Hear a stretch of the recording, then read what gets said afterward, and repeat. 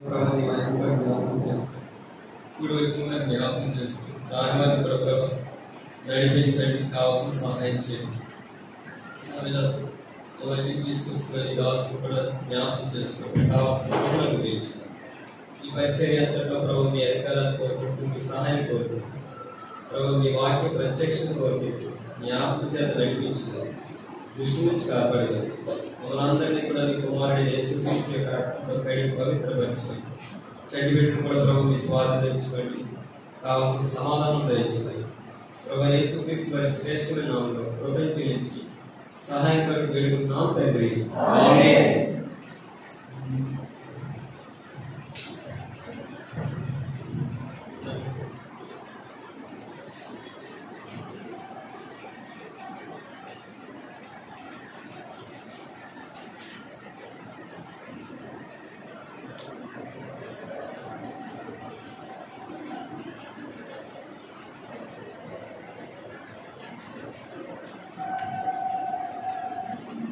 మంచిది.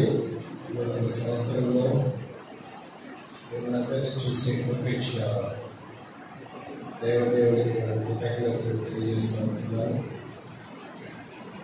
సమయంలో దేవుని వాక్యంలో ఉంది చూస్తాను.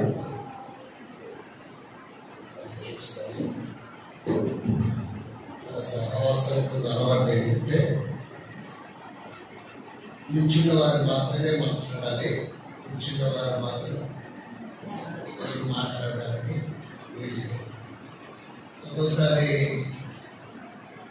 దేవుని వాక్యం విన్నా వినకపోయినా దగ్గరగా బాగుంటుంది, కానీ అలా ఏం లేదు. మిమ్మల్ని చూస్తే నాకు చాలా భయం అనిపిస్తుంది. కారణం ఏంటంటే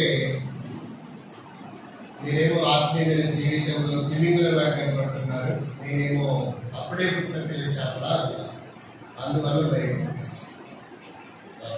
రెండోది ఏంటి అంటే మీ ఈ గుంటూరు జిల్లా అంతా మధురమైన భాష శైలి నాకు రాదు. ఎక్కడో భయంకరమైన ప్రదేశంలో నేను జన్మిస్తూ వచ్చాను. ఒక రెండు మాటలు జ్ఞాపకం చేస్తాను. యేసు నామము ఎరిగిన వంశంలో నేను జన్మిస్తూ వచ్చాను. మా ఇంటి ఎలువైపు తిరుపతిలో ఆయన సేవిస్తారు. మా నాన్నగారేమో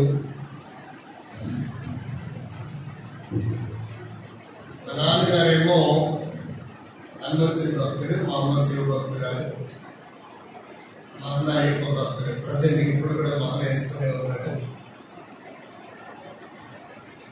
మా అక్క నరసింహస్వామి భక్తురాలు, మా తల్లి సాయిబాబా, మా చెల్లి ఎల్లమ్మ.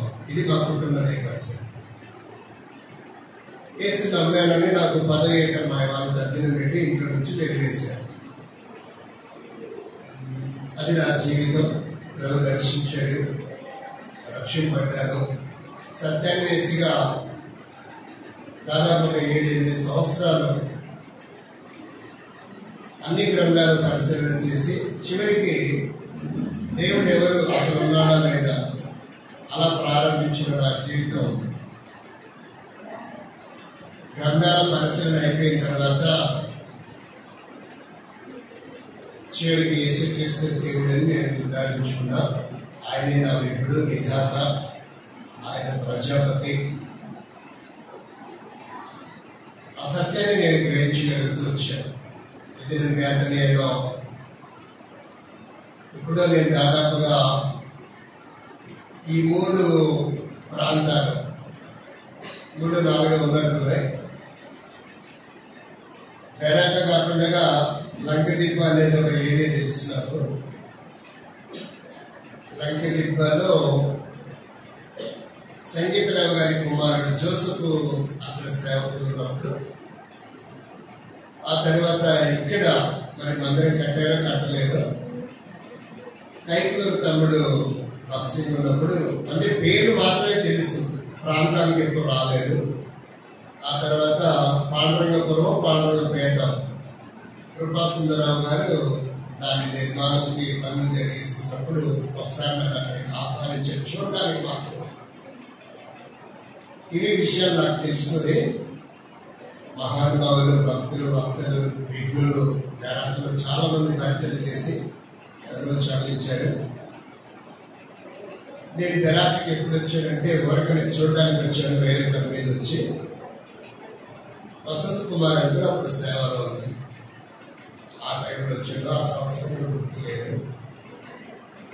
కాబట్టి నా భాషలో ఏదైనా ప్రాబ్లం ఉంటే గమనించండి. ప్రయత్నం చేసిన బుద్ధులు రాకుండా ఉండడానికి. దేవుడి వాక్యంలో ఆరాధనలోకి వెళ్ళడానికి ముందు, ఆరాధన వర్తమానం వినడానికి ముందు ఎప్పుడైనా వస్తే ఈ దరిద్ర మొహాన్ని ఎప్పుడు చూసినట్టు గుర్తులేదు కాదు. వారికి అలా గుర్తుపెట్టుకోండి. నాకు 5 పిల్లలు, 4 పాపలు, 1 బాబు. నేను గడిచిన రాత్రి మ్యారేజ్ ప్రపోజల్లో అక్కడ పాప పరిస్థితులు ఏంటో తెలుసుకొని ఎంక్వైరీ చేయడం కోసం వచ్చాను.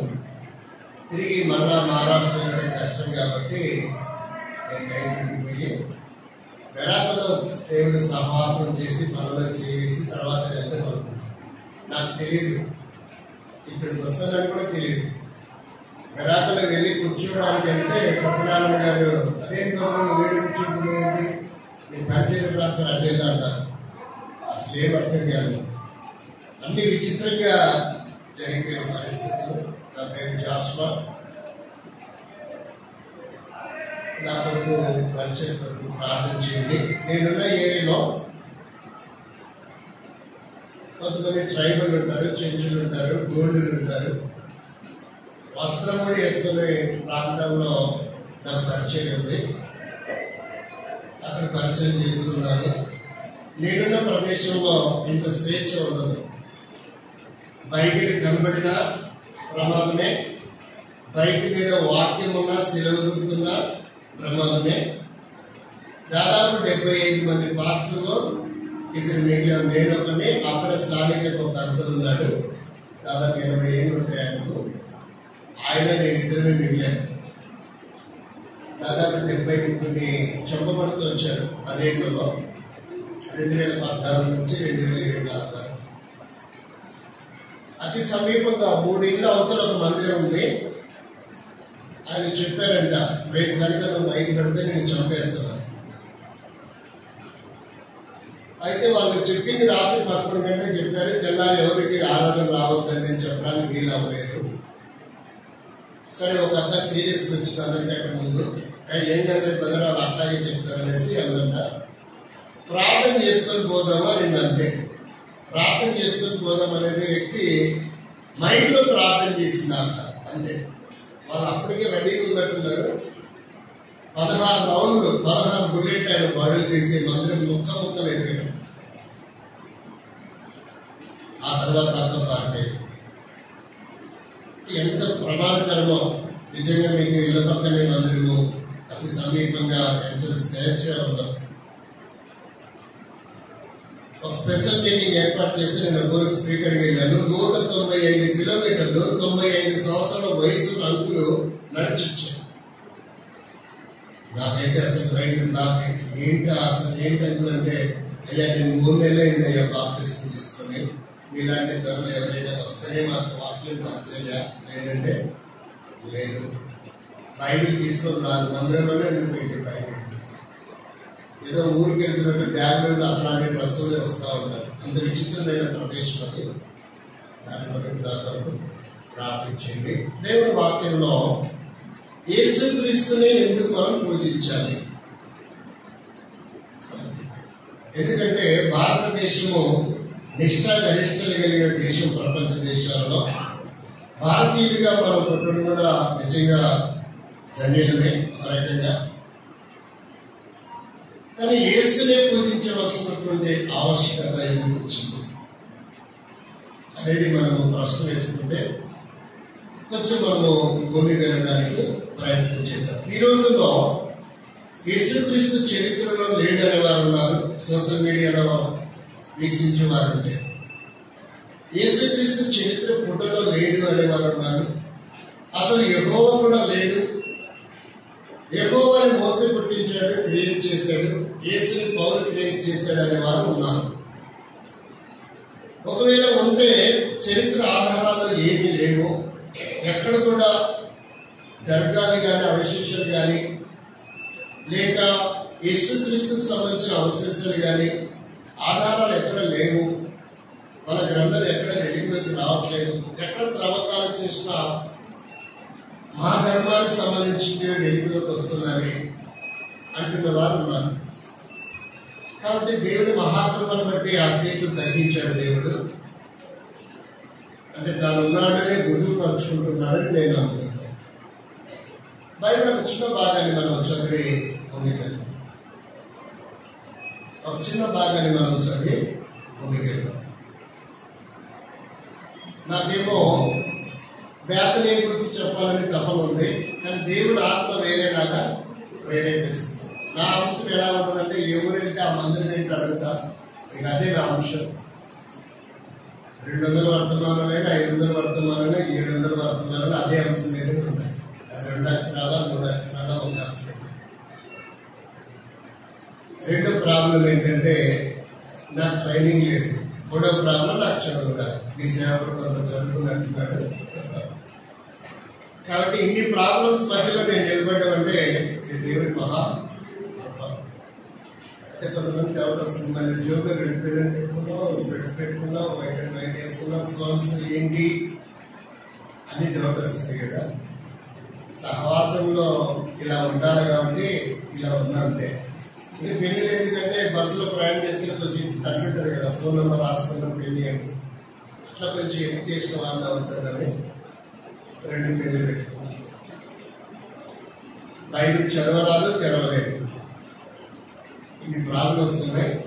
దేవుడి మహాకృప 32 సంవత్సరాల సేవలో ఉన్న 92 నుంచి దేవుడి వాక్యంలో ఒక చిన్న భాగాన్ని మనము చూస్తాం. అసలు యేసుక్రీస్తు ఉన్నాడా లేడా అని తర్వాత ఆలోచిద్దాం. చూడండి, 95వ కీర్తన 3వ వచనాన్ని చదివి సహాయపడండి. స్పష్టంగా ఉండాలి, బిగ్గరగా చదవాలి. యెహోవా మహాదేవుడు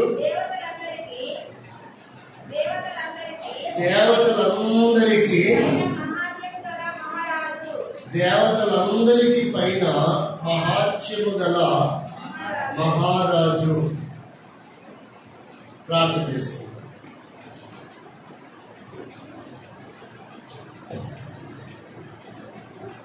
సర్వశక్తివంతుల సర్వాధికారి దేవానికి స్తోత్రం. చిచ్చిపేట బేతనీలో దైవభక్తులతో చేరి అయ్యకు ప్రతి వాడని ప్రభావిత కార్యక్రమాన్ని నీ ప్రజల అవసరం అక్కడపడి నాతో మాతో మాట్లాడి అయిపోయిన సమయంలో దేవుడి కంటే ఆశీర్వదించవచ్చు. యేసుక్రీస్తు దివ్యనామంలో స్తుతించి ప్రార్థించి వేడుకొచ్చున్నాం తండ్రి. కీర్తన గ్రంథము చాలా మంది మన సహవాసంలో అధ్యాయము అని పిలుస్తారు. సీఎం గీతాల్లో దాదాపు పాత పుస్తకం నుండి 816 ఉన్నాయి. ఇవి కూడా గీతం అని పిలిస్తే బాగుంటుంది ఒరిజినల్ గా, కానీ మనం కీర్తన అని పిలిస్తే బాగుంటుందేమో అనేది నా అభిప్రాయం. కాబట్టి నేనైతే ఇప్పుడు అధ్యాయం అని పిలవలేను. విఘ్నులు భక్తులు మదించాలి ఈ విషయం. అలా పిలిచే వారిని తప్పని కూడా నా అభిప్రాయం కాదు, అది వారి వ్యక్తిత్వం. కాబట్టి 95వ కీర్తనలో 3వ వచనంలో ఒక అద్భుతమైనటువంటి మాటను పరిశుద్ధాత్మ దేవుడు రాయించాడు. అందులో 2 విషయాలు మనకు కనబడుతున్నాయి. మొదటిది ఏంటంటే ఆయన మహాదేవుడు అని కనబడుతుంది. ఒకటేంటి మహాదేవుడు, రెండవది ఏంటంటే మహాత్యము గల మహారాజు. ఇవి ఆయనకు వర్తించేటివి కాక విశ్వములో ఉన్నటువంటి మరొక మాట కూడా, అంటే ఇక్కడ 3 మాటలు రాయబడి ఉన్నాయి. 2 ఆయనకు సంబంధించినవిగా మనం చూస్తున్నాం. 3వది అది ఓరల్ గా ఉన్నట్టుగా కూడా కనబడతా ఉంది. దేవతలందరికీ పైన ఆయన ఏమైనాడంట? మహాత్యము కలిగినటువంటి మహారాజు. కాబట్టి కొన్ని పర్యాయములు ఈ మాటను చాలా మంది బైబిల్ పరిభాష అందరికి అర్థం కాదండి. ఒకవేళ 100 PhDలు చేసిన బైబిల్ రాయబడినటువంటి విధానము, బైబిల్లో కొన్ని సందర్భాలు అలంకారంగా, కొన్ని సందర్భాలు సింబాలికల్ గా, కొన్ని సందర్భాలు ఆధ్యాత్మికంగా, ఇలా మర్మంతో కూడి రాయబడింది. ఇది ఒక వీక్లీ కాదు, ఒక పత్రిక కాదు, ఒక నవల కాదు, లేక ఒక పద్య భాగము గద్య భాగం అంటున్నా కాదు. ఎందుకంటే అక్షరములలో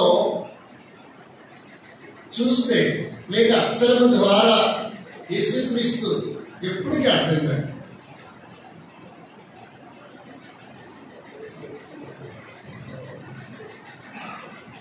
కాబట్టి మీ ప్రాంతానికి చెందినవాడే, ఏదో లంక మొత్తానికి కర్ణాటక సుగరం వచ్చిన తర్వాత అది విచ్చలవిడిగా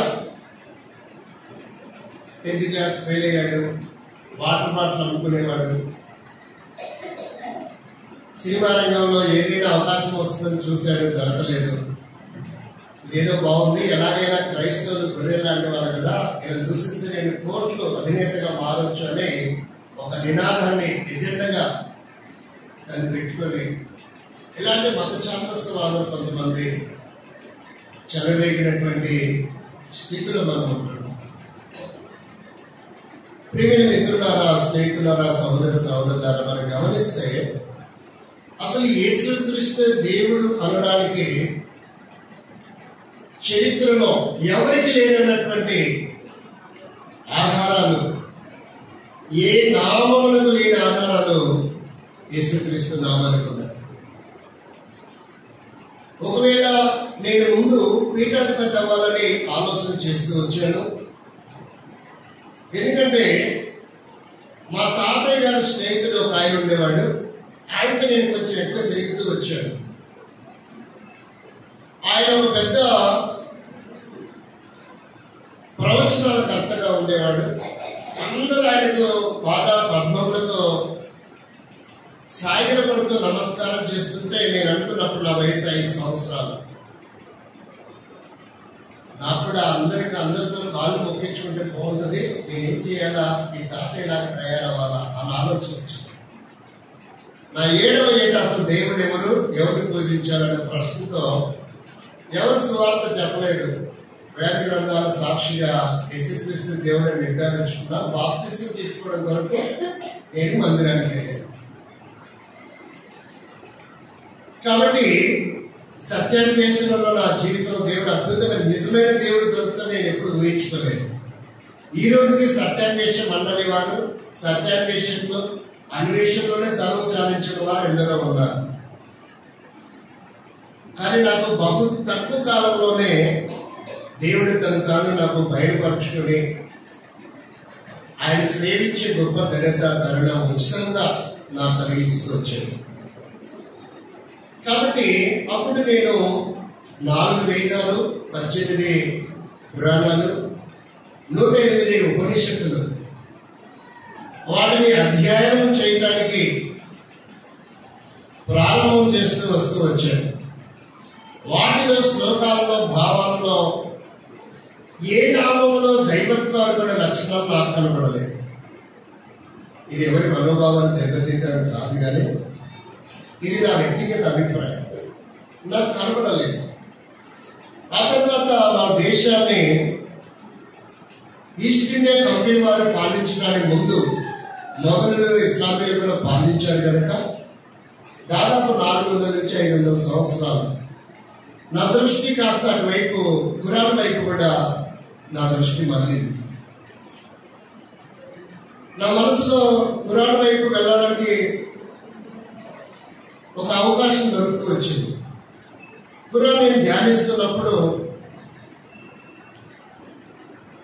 ఒక విచిత్రమైనటువంటి సందర్భం నాకు తారసపడుతూ వచ్చింది. కీర్తన కంటే చాలా చిన్నది అనిపించింది ఖురాన్. ఖురాన్ అంటే తెలుగులో దొరుకుతుంది, అవైలబుల్ గా చదవచ్చు. 30 కాండాలు, 114 సూరాలు. సూరాలు అంటే అధ్యాయములు అంటారు. 6236 ఆయత్తులు అంటే వచనాలు. 86,430 పదాలు, 3,23,760 అక్షరాలు. ఇదే ఖురాన్. నేను ఖురాన్ ధ్యానిస్తున్నప్పుడు 2వ సూర 15వ వచనంలో ఈ గ్రంథమును మేము కాపాడుకుంటాము అని రాయబడింది. కానీ వాస్తవంగా ఖురాను 116 అధ్యాయములు, 2 అధ్యాయాలు మేక తినేసిందంట. ఆయన కాపాడుకోలేకపోయారు. అయితే వాళ్ళు వాదించేది, శశి గారు వాదిస్తాడు, యేసు సిలువ వేయబడలేదు, సిలువ మీద చంపబడడం లేదని. ఖురాన్ 4వ సూరాలో 157వ వచనం, 158వ వచనంలో ఆయనను సిలువలపై ఎక్కించడం లేదు, సిలువ వేసి చంపడం లేదు, వారికి భ్రమకు గురి చేయబడింది అని రాయబడింది. వారిని ఎవరు? మనం కాదు, క్రైస్తవులు కాదు, ఇస్లామీ వారే భ్రమకు గురి చేయబడ్డారని మన అభిప్రాయం. 19వ సూరాలో యేసుక్రీస్తు తండ్రి పేరు మీద సూర రాయబడింది, మిరియాం అని. 24 పర్యాయములు ఖురాన్లో మిరియాం కుమార్ యేసు అని రాసుకున్నారు. వారి ఖురాన్ ప్రకారంగా ఈసాలు 3 ఉన్నారు. బైబిల్ ప్రకారం కూడా 3 యేసులు ఉన్నారు. కాబట్టి సిలువ వేయబడిన యేసు ఎవరనేది వాళ్ళకి తెలియదు. అందువల్ల వాళ్ళు కన్ఫ్యూజ్ అవుతున్నారు. యేసు అని ఉంటే ఒకరే అనుకుంటున్నారు వాళ్ళు. అందువల్ల వాళ్ళు భ్రమకు గురి చేయబడ్డారు. అలా నేను ధ్యానిస్తున్నప్పుడు ప్రేమిన వారు గమనించింది, బైబిల్కి, ఖురాన్కి, గ్రంథాలకి కంపేర్ చేస్తూ నేను ధ్యానం చేస్తున్నప్పుడు నాకు యేసుక్రీస్తులో ఉన్న లక్షణాలు, బైబిల్లో ఉన్నటువంటి అన్ని కూడా వేదాలలో ఉన్న సారాంశం యేసుక్రీస్తు నాథుడు కనబడుతుంది. అందువలన ఈయననే నా ప్రజాపతి, ఈయనే నా విభుడు, నా విధాత, నా సృష్టికర్త అని నేను నిర్ధారించుకుంటూ వచ్చాను. కాబట్టి ప్రేమైన వారులారా, ఇక్కడ ఇంతటి మనకి కీర్తన గ్రంథంలో ఆయన మహాదేవుడు అనుంది కదా. మరి ఇది పాత నిబంధన త్రొట్టివేయబడింది అంటారు కదా క్రైస్తవులు. కాబట్టి యేసుక్రీస్తు పాత నిబంధనలో లేడు కదా. కాబట్టి మా 3 పేర్లు మీరు వాడుతున్నారు, అలా పేరు మార్చుకున్నారు అనే వారు కూడా లేకపోతే. అయితే ఇక్కడ మనం గమనిస్తే సత్యవేద గ్రంథంలో క్రైస్తవ త్రిత్వాన్ని ఫాలో అయ్యే వారు కూడా ఉన్నారు. ఒకరే 3 భాగాలుగా కనబడుతూ వచ్చాడు అనేది తెలియట్లేదు చాలా మందికి. క్రైస్తవులకి కానీ రైట్ రెవరెండ్, మెరిట్ రెవరెండ్, పాస్టర్లు, బిషప్లు కూడా తెలియనటువంటి ఒక మర్మం ఉంది. ఎవరు అలా చూసి ఇలా వద్దామా? బైబిల్ ఒక మాట ఉంటుంది చూడండి. జకర్యా గ్రంథం 2వ అధ్యాయము 11వ వచనం. బహు జాగ్రత్తగా పరిశీలించండి, అప్పుడు మనకు అర్థమవుతుంది. ఆ దినమున యూదులలో అనేకులు, బాగా గమనించండి, యెహోవాను హత్తుకొని నాకు జనులగుదురు. నాకంటే ఎవరికి? Wrong answer. అక్కడ ఇద్దరు కనపడుతున్నారు. యెహోవాను హత్తుకొని నాకు జనులగుదురంటే జకర్యా కాదు ఆ మాట చెప్తున్నది. నాకు అనే మాట ప్రభువు యేసుక్రీస్తు అక్కడ చెప్తున్నారు. యెహోవాని హత్తుకుంటారు, నాకు జనులు అవుతారు. ఈ మాట కీర్తన 33లో 12వ వచనం కనుక చదివితే, యెహోవాకు తమకు దేవుడు కాగల జనులు ధన్యులు. పాత నిబంధనలోనే ఆ మాట రాయబడుతూ వచ్చింది. నాకు అంటే తన ప్రజలను వారి పాపంలో నుండి విడిపించడానికి ఆయన వచ్చాడు కనుక ఆయనకు యేసుని నామకరణం చేయబడుతూ వచ్చింది. కాబట్టి ఆదికాండము 3వ అధ్యాయము 15వ వచనంలోనే మనకు యేసుక్రీస్తు కనపడతాడు. కాబట్టి ఇక్కడ ఏమంటాడంటే ఆయన స్త్రీ సంతానంగా కనపడుతూ ఉన్నాడు. మరి పాత నిబంధనలో యేసు లేడు అనేది దొరికోదా? పాత నిబంధన అంతా బ్లూ ప్రింట్ అయితే కొత్త నిబంధన అంతా ఇప్పుడు అపార్ట్మెంట్ కట్టడానికి ఫ్లెక్సీ చేస్తారండి. ఏం చూసి అపార్ట్మెంట్ కి అమౌంట్ ఇచ్చి కొనేసుకుంటారు ఫ్లాట్? ఫ్లెక్సీని చూస్తే. ఇంకా అక్కడ ఖాళీ స్థలం ఉంటుంది కానీ అపార్ట్మెంట్ ఇలా ఉంటుందనేసి ఒక నమూనాను చూపిస్తున్నారు. మరి పాత నిబంధన అంతా కూడా నమూనా అయితే క్రొత్త నిబంధన అంతా కూడా నిజ స్వరూపము. మరి పాత నిబంధనలో యేసు అనే పదం కనపడదు. యెహోవా అనే హీబ్రూ పదానికి యేసు అనే గ్రీక్ పదానికి ఒకటే అర్థం. అన్ని కన్ఫ్యూజ్ అవుతున్నారు చాలా మంది. యేసు వేరు యెహోవా వేరు అనుకుంటున్నారు. యెహోవానే యేసు, యేసే పరిశుద్ధాత్ముడు. ఒకవేళ మీకు అర్థం కావడానికి మనం చూస్తే దేవుడు ఏమై ఉన్నాడు, ఏమైనా దేవుడిని మనం ఎలా ఆరాధిస్తాం? ఓంకార స్వరూపుడు అని పిలుస్తారు. ఓం అంటే శబ్దం వాస్తవికంగా, కానీ ఓంకే ఒక ఆకారం ఉన్నందువలన నా దృష్టి అటు నుంచి వర్ణించుకోగలిగాను. ఓం అనే పదానికి శబ్దం, కొన్ని అక్షరాల సమ్మేళనం ఒక పదం, కొన్ని పదాల సమ్మేళనమే ఒక వాక్యం లేక సెంటెన్స్. వాక్యమై ఉన్నాడు దేవుడు. దేవుడు ఏమైనాడు? వాక్యమై ఉన్నాడని మనకు ఎప్పుడు అర్థమైంది? ఆదికాండం 1వ అధ్యాయము బహుశా 3వ వచనం అనుకుంటే ఒకసారి చదవండి, 2వ వచనం చదవండి. భూమి నిరాకారముగాను శూన్యముగాను ఉండేది, చీకటి అగాధ జన్మల పైన కమ్మి ఉండేది. దేవుని ఆత్మ. కాబట్టి ఇక్కడ దేవుని ఆత్మ అని మనకు కనపడుతుంది. మొట్టమొదట ఏమని కనపడుతుంది? దేవుడు ఏమైనా కనపడుతుంది, ఆత్మ అని కనపడుతుంది. ఇక్కడ దేవుని ఆత్మ అనే ఈ భావాన్ని కనుక మనం చూస్తే ఆది నారాయణుడు అని పిలుస్తారు. ఆది అంటే మొట్టమొదట, నార అంటే జనము, ఎనుడు అంటే ఆసీనుడు అని అర్థం.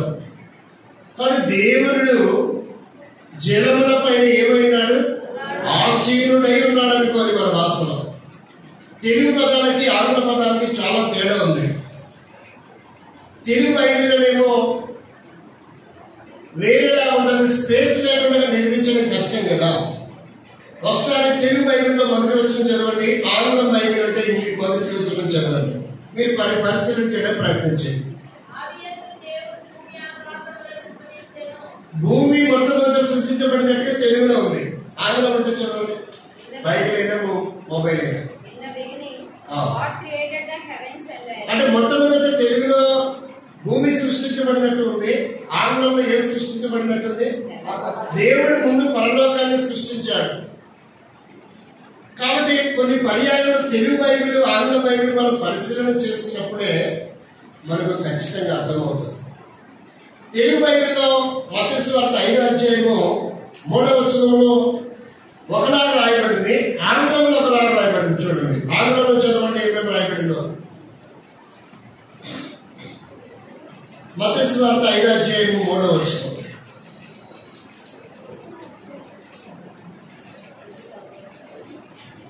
తెలుగు చదవండి. ఇక్కడ ఆత్మ విషయమై దీనులైన వారు, ఇవాళ గుర్తుపెట్టుకోండి. అది మక్కి వేరే దాని చదవండి. అంటే ఇక్కడ ఏమంటారంటే తెలుగుకి ఆంగ్లంకి చాలా వ్యత్యాసం ఉంది. ఆత్మీయ జీవితంలో పేదలు అని ఆంగ్లంలో రాయబడింది. తెలుగు బైబిల్ ఏం రాయబడింది? దీనులకి పేదలకి ఎంత డిఫరెన్స్ ఉందో తెలుసా? కాబట్టి చదువచ్చిన మీరు ఎలా చదువుతారో నాకు తెలియదు, కానీ చదువులా నేను ఇలా ఆలోచిస్తాను. ప్రేమైన వాళ్ళ ప్రతిదీ కామ ఫుల్ స్టాప్ మక్కి ఎప్పుడు చదివి దాటి వెళ్ళిపోను. 13,75,000 రూపాయలు వెచ్చించి బైబిల్ 4 సార్లు చదివించుకున్నాను. ఇకపోతే వేద గ్రంథాలు, ఖురాను మొత్తాన్ని బైబిల్ చదివించుకోవడానికి నాకు భక్తుల పుస్తకాలు 50,75,000 రూపాయల చిల్లర అయింది. ఆనాడు చదివించుకున్నదే విశ్వాసిగా కాకమునుకు సత్యాన్వేషంలో ఈరోజు సేవకు అయిన తర్వాత నాకు ఉపయోగపడతా ఉంది. అంటే మీకేమో టెరాబైట్ జీబీ ఉంటే నాకు జస్ట్ 1 GB ఉంది. అందుకే నేను ఏది పడితే అది ఎక్కించుకోను, అవసరమైంది మాత్రమే తీసుకుంటాను. మేము మిత్రులారా, ఇక్కడ మనం గమనిస్తే దేవుడి వాక్యంలో రాయబడిన సంగతి, ఆత్మైన దేవుడు మరి ఆయన ఎలా మనం గుర్తిస్తాం? మనమేమో శరీరంతో ఉన్నాం, ఆత్మైన దేవుడికి మనకు ఎలాంటి సంబంధం?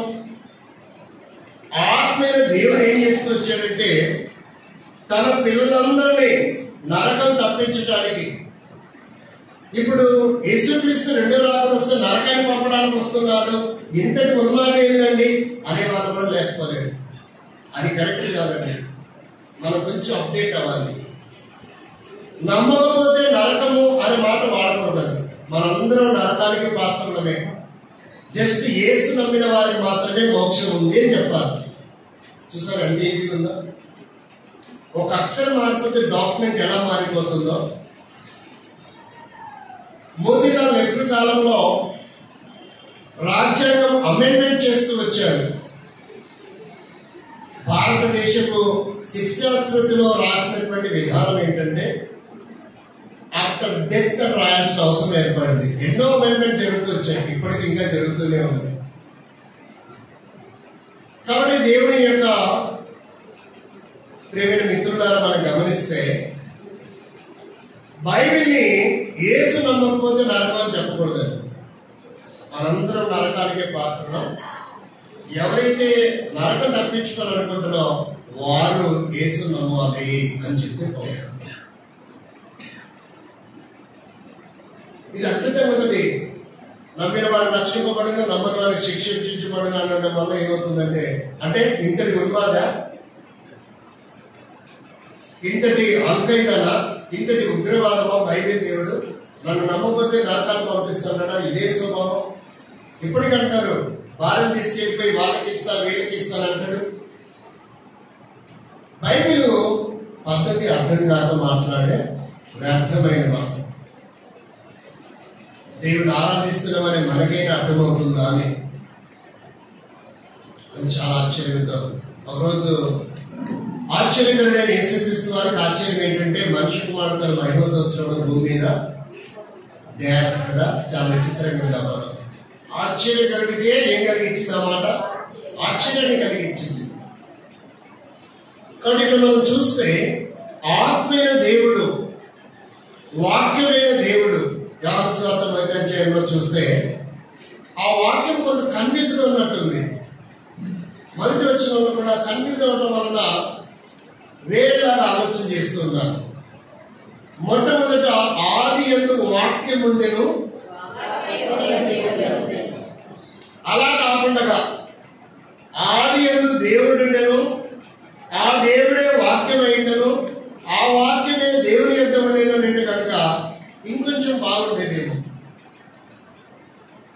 వాక్యం అనే ప్రజలకు అర్థం అవట్లేదు. కాబట్టి వాక్యము దేవుని యొద్ద ఉండేదంటే, ఇస్లామీ వాళ్ళు అంటున్నారు ఈసారి సలమాను పుట్టి దేవుడు, అల్లా పుట్టించిన దేవుడు అనే వాదాన్ని వారు వ్యాఖ్యానం తగలయ్యా. అదేం వ్యాఖ్యానం నాకు అర్థం కాదు. పుట్టే దేవుడు, పుట్టించే దేవుడు కూడా ఉంటాడా? దేవుడు అంటే పరంజీవుడు, లేక మిగతా వారందరూ జీవనం అవుతారు. 84 కోట్ల జీవరాశులలో మానవ జీవరాశి అతి ప్రాముఖ్యమైనటువంటిది. ఇంక ఏ జీవరాశికి ఆ సామర్థ్యం ఇవ్వలేదు. అటెండ్ పాస్ అయితే 10th క్లాస్ మళ్ళీ 10 times అప్పర్ సప్లిమెంట్ రాయాల్సిన అవసరం. ఒక్క అవతారంతోనే యేసుక్రీస్తు లోక కళ్యాణం చేయడానికి వచ్చాడు. కళ్యాణం చేస్తున్న పిల్లలు కనడానికి రాలేదు. ఈ సత్యాన్ని మనం గ్రహించాలి.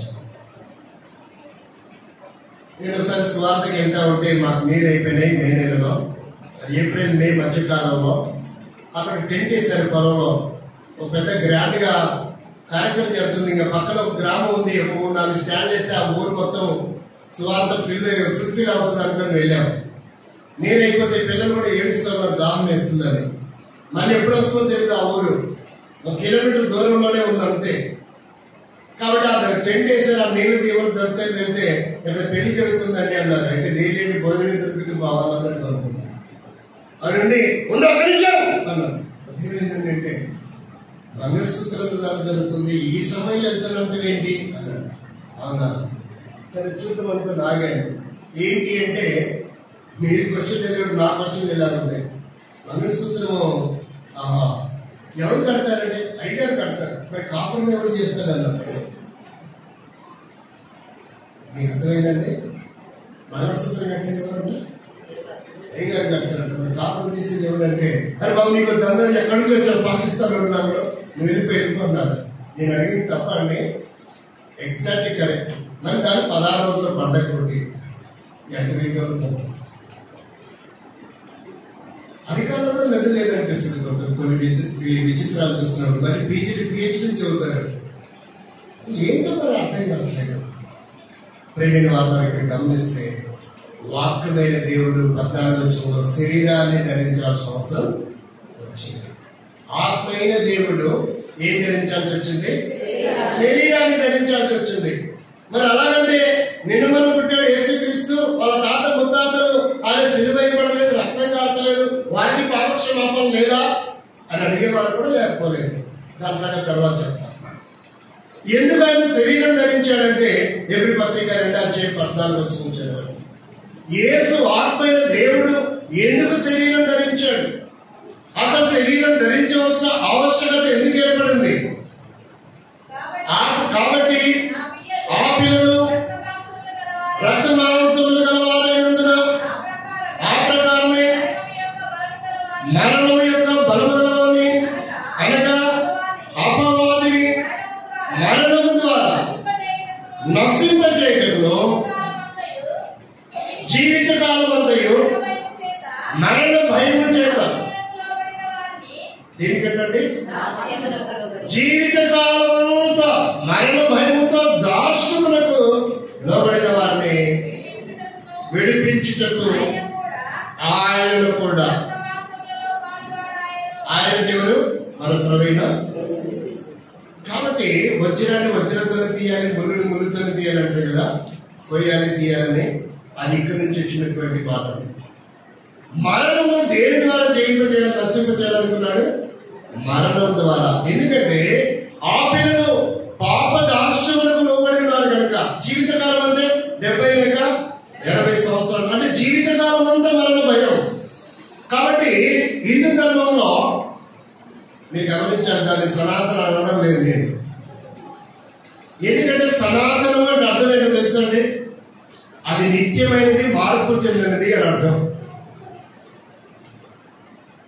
కాబట్టి ఒకవేళ ఇస్లామీ క్రిస్టియన్ అనేది ఎడారి మతాలు అనుకున్నప్పుడు భారతదేశంలో యేసుక్రీస్తు పూర్వం 500 సంవత్సరాల క్రితం బౌద్ధ మతం విరాజిల్లింది. ఇక్కడ బౌద్ధం ఉంది భారతదేశంలో, సిక్కు ఉంది, జైనులు కూడా ఉన్నారు. మరి ఎలా సనాతనమైంది? వారెందుకు 3 రకాలుగా విడిపోయినారు? ఆలోచించు, నేనే ఆలోచిస్తాను. కాబట్టి ప్రేమ సోదరి సోదరులారా, దేవుని వాక్యాన్ని గమనిస్తే ఈరోజు శ్రీలంక, టిబెట్ ఆయా దేశాలకు చైనాకు బౌద్ధం వెళ్ళిపోయింది. భారతదేశంలో కనుమరుగైపోయింది. సైంటిఫిక్ గా, హిస్టారికల్ గా, బిబిలికల్ గా మనం యేసుక్రీస్తు దేవుడు అని నిర్ధారించుకోవాలి. వారికి యేసుప్రభు దేవుడు అని స్వార్థ ఎప్పుడంటే 20 పని చేస్తూ పట్టుకో, ఇటు ఇవ్వలేదు మీ వాళ్ళు అంటారు. అందుకని మన సత్యాన్ని సమగ్రవంతంగా అంతఃకరణ, త్రికరణ, శుద్ధితో మనం అర్థం చేసుకుంటే మనం ఇతరులు చెప్పగలం. కాబట్టి ఇక్కడ మనం పరిశీలన చేసిన విషయం ఏంటంటే, ఆయన తన పిల్లలను అవిధేయులవుతూ వచ్చారు. 32:5 ప్రకారంగా చూస్తే చెప్పండి ఒకసారి, ఎందుకు ఆయన రక్తమాంసం ధరించాల్సిన అవసరం ఏర్పడింది శరీరం?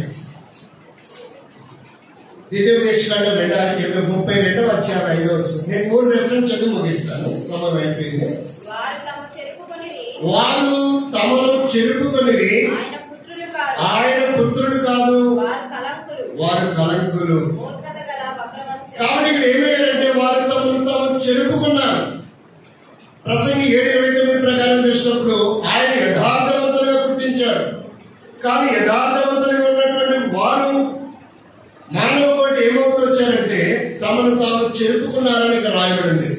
అలా చెడిపోయి భ్రష్టు పట్టి పాడైపోయి అగ్నిగుండానికి జోగుతున్నటువంటి వారిని విడిపించడానికి ఆయన దయార్థమైన హృదయం కలిగిన వాడు కనుక ఈ సృష్టిని ఇక ఆయన కోరిన పద్ధతిలో జరగకుండా పాడైపోతుంది కనుక ఆత్మ అయినటువంటి దేవుడు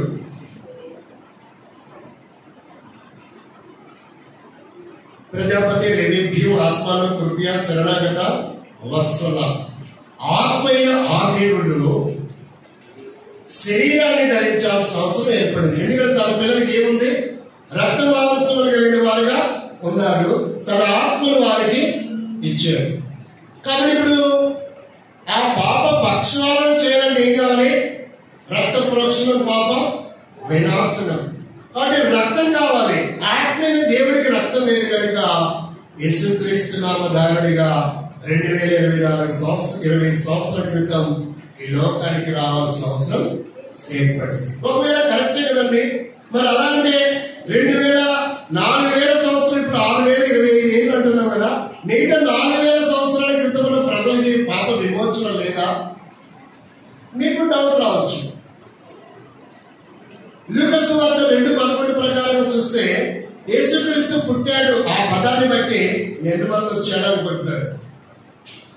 లూకా ఒక అన్యుడి కనుక అలా రాశాడు అనేది నా అభిప్రాయం. పుట్టలేదు ఆయన. ఇప్పుడు నేను పుట్టాను వచ్చాను చెప్పండి కరెక్ట్.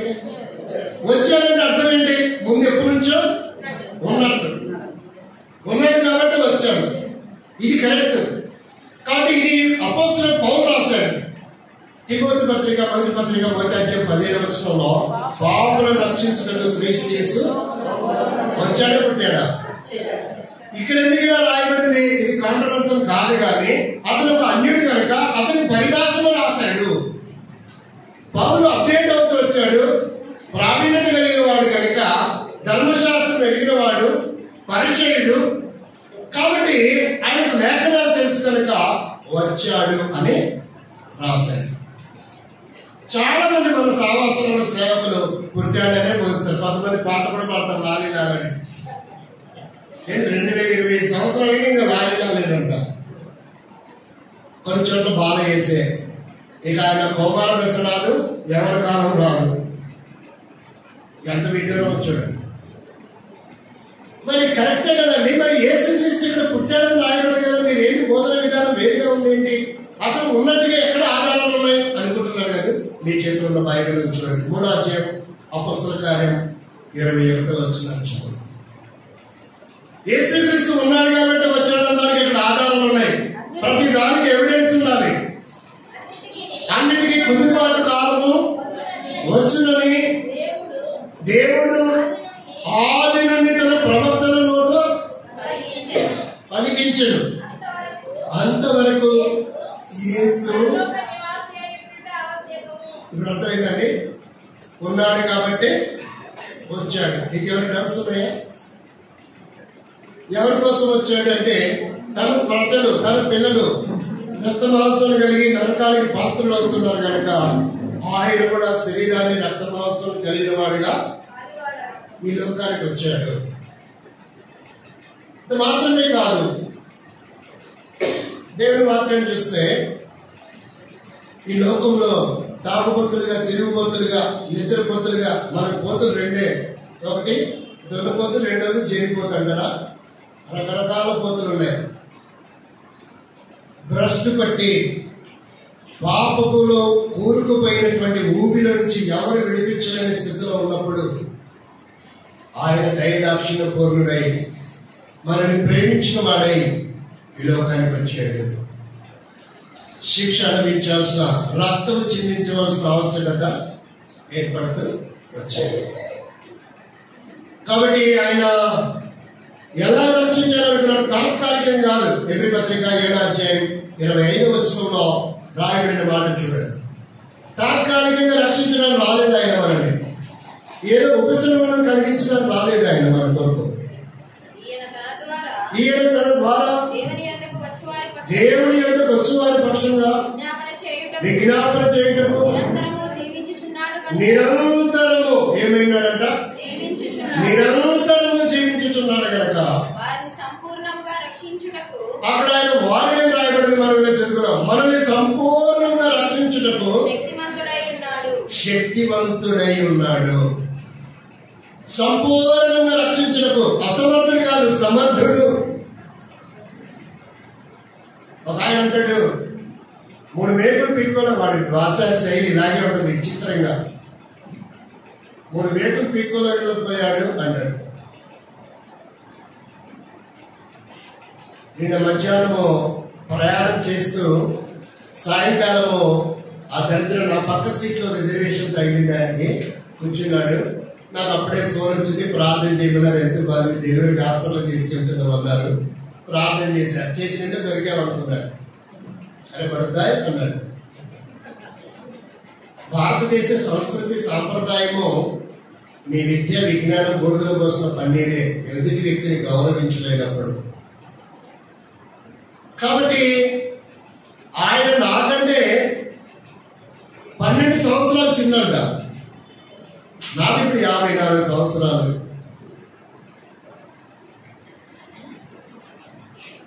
ప్రియమైన వాళ్ళారా, ఆయన 42 సంవత్సరాలు. అరే పడతాయి అన్నాడు. నేను చెప్పండి మహాప్రభు అన్నాడు. ఎరా నువ్వు కూడా యేసుని పూజిస్తున్నావా ఆ శవాన్ని అన్నాడు. అలాంటి విషయాలు విఘ్నులు భక్తులు నిగూఢమైన విషయాలు తమలాంటి యోధులు తప్ప ఎవరు నివృత్తి చేయగలరు? కాబట్టి ఆ విషయము తమరే తెలియపరచాలి. అంటే మావాడు కొండెత్తాడు, శవాన్ని కాదు పూజించాల్సింది అన్నాడు. 3 మేకులు పీక్కోలేకపోయాడంటే కరెక్టే గురువర్య. ఒక బోయవాడు బాణం వేస్తే కాలు ప్రజల వేలికి తగిలి చచ్చాడు కదా. 4 కాలి ఉంది, చేతులు కాలి ఉన్నాయి, ఎందుకు పీక్కోలేకపోయాడు? తమరికి జ్ఞానంలో మాట్లాడుతున్నాను అన్నారు. చూసారు ఎంత విచిత్రంగా కదా.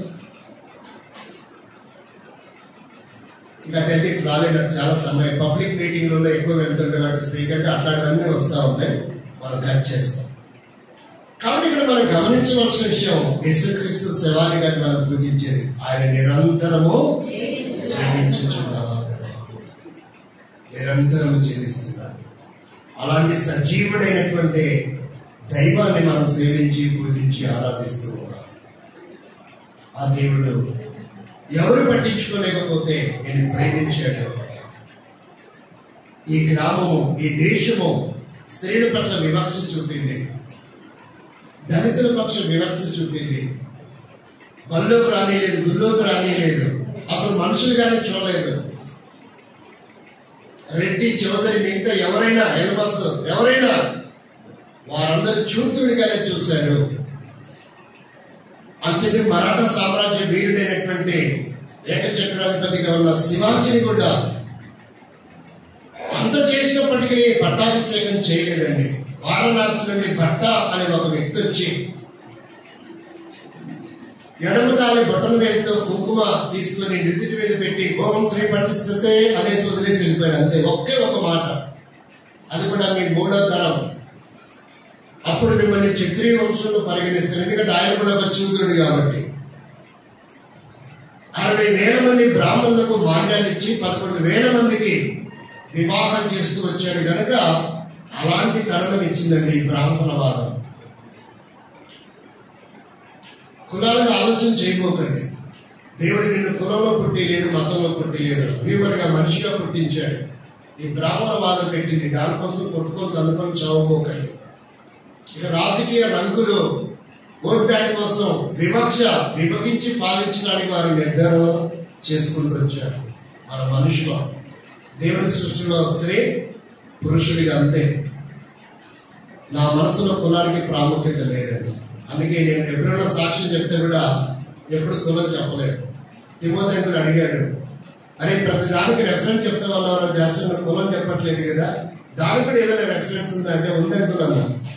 ఏంటో చెప్పరా అంటే ఎస్తే 2:10 అంకులు అన్నా. ఇక ఇలా పట్టుకుని అలవాటు ఆయనకి ఎంతో భక్తి కదా.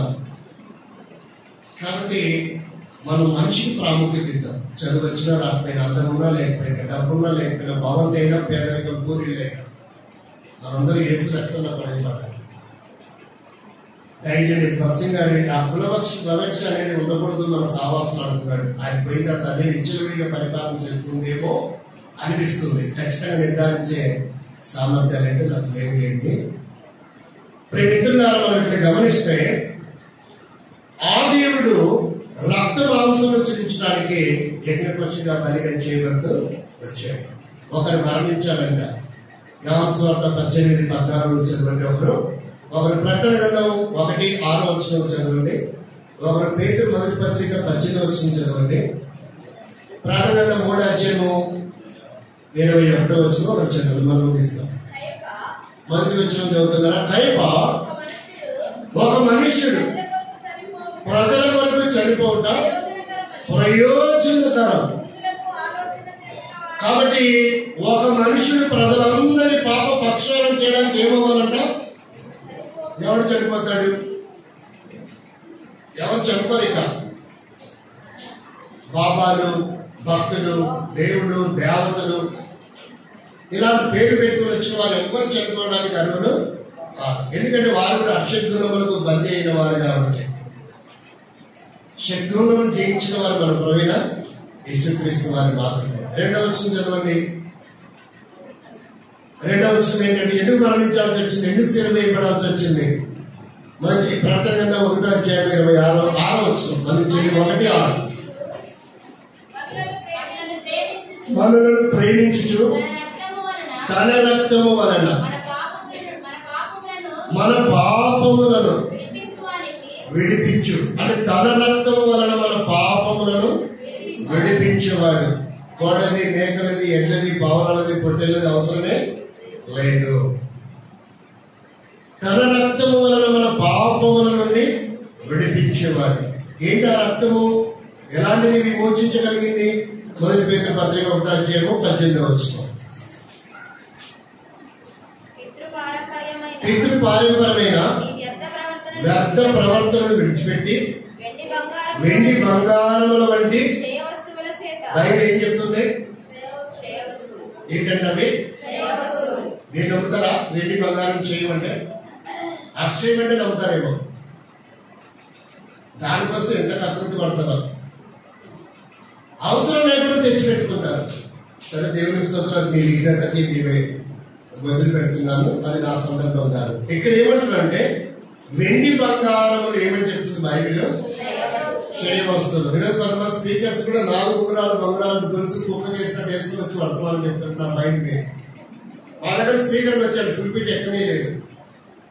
ఒక బ్రదర్ అన్నాడు, అలా ఈ సంవత్సరము వాట్సాప్ ఫస్ట్ వచ్చే బ్రదర్ కి గిఫ్ట్ ఇమ్మని మీరు చెప్పారు కదా, నేను ప్రార్థన చేస్తున్నాను. ఈ సంవత్సరం అంతా కాంట్రిబ్యూషన్ కొంత ఎత్తిపెట్టాను నా సొమ్ములో ఉపకార ద్రవ్యం లాగా. అది 30,000 అయింది. ఈ సంవత్సరం వచ్చే వ్యక్తికి నేను ఇస్తానన్నాడు. మంచిదన్నా.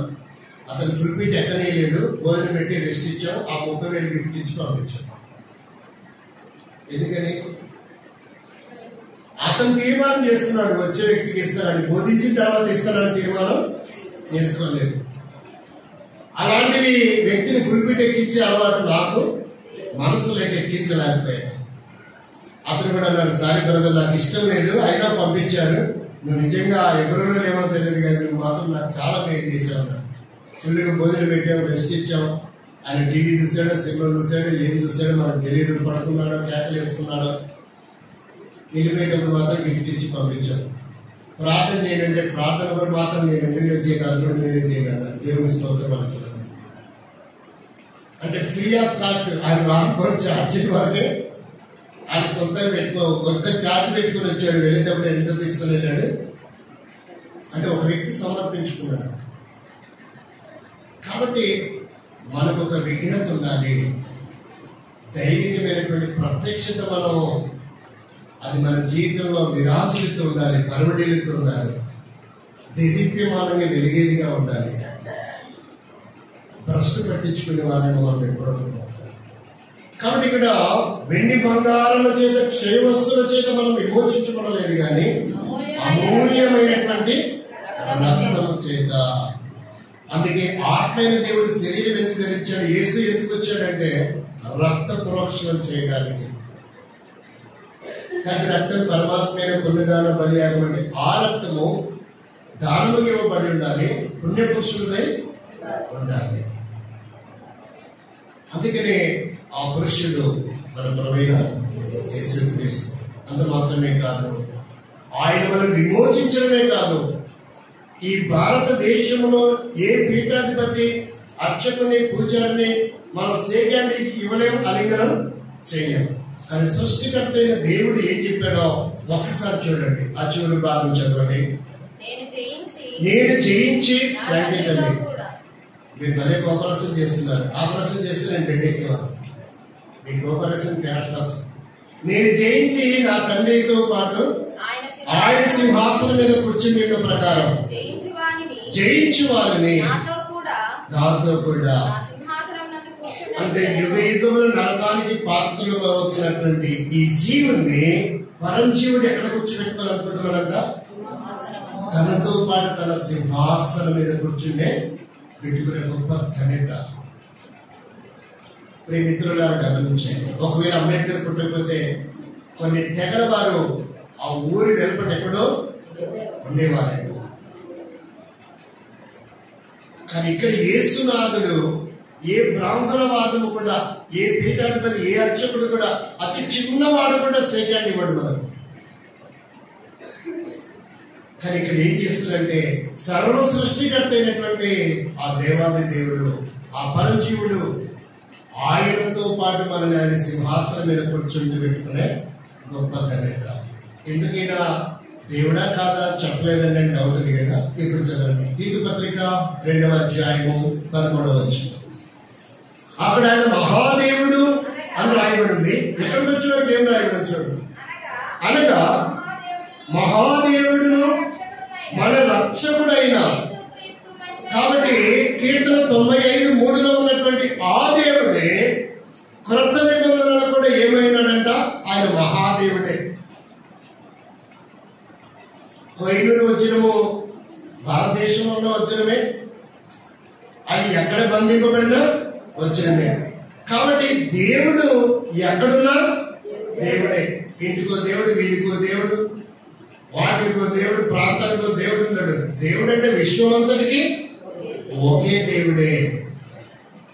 కాబట్టి ఆయన మహాదేవుడు. ఎన్నో దాదాపు 180 దేశాలు క్రిస్మస్ ని సర్వ సమృద్ధిగా జరుపుకుంటూ వచ్చాయి. పిచ్చి బట్టి కాదు, భూమి మీద క్రిస్మస్ జరగడం కాదు, అంతరిక్షంలో కూడా, స్పేస్ లో కూడా క్రిస్మస్ జరిగింది. అదే విశిష్టత. ఆయన సజీవుడు, ఆయన నిరంతరం ఉన్నటువంటి దేవుడు, ఆయన మహాదేవుడు. మనల్ని రక్తం పెట్టి విలువ పెట్టి మనల్ని కొన్నాడు. కాబట్టి ఆయన మనం సేవించి పూజించి ఆరాధించాలి. అంత మాత్రమే కాదు, ఆయనతో పాటు ఒక రోజు మనం కూడా కూర్చోబోతున్నాం. ఎందుకు గొప్ప ఘనత ఈ లోకంలో ఎవరు కనిపించలేదు. అందుకని నేను యేసు ప్రభుకి సలాం చేసి గులామయ్యాను.